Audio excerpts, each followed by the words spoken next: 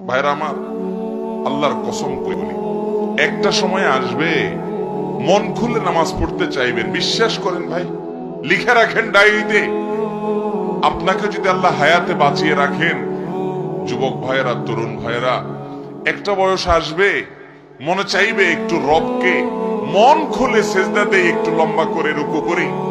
পারবেন না, অসুস্থ হয়ে যাবেন, রোগবালায় ধরে ফেলবে। বাবারে, সে সময় আসবে না? বৃদ্ধ মুরব্বীদেরকে, চাচাদেরকে জিজ্ঞাসা করেন, চাইলেও অজু ধরে রাখতে পারে না, নামাজ পড়তে পারে না, চাইলেও পারে না। একটা সময় আসবে চাইবেন, পারবেন না।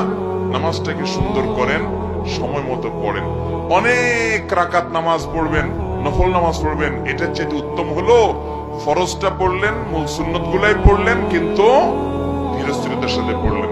10 রাকাত তাড়াহুড়া করে পড়ার চাইতে 2 রাকাত আস্তে আস্তে পড়া অনেক বেশি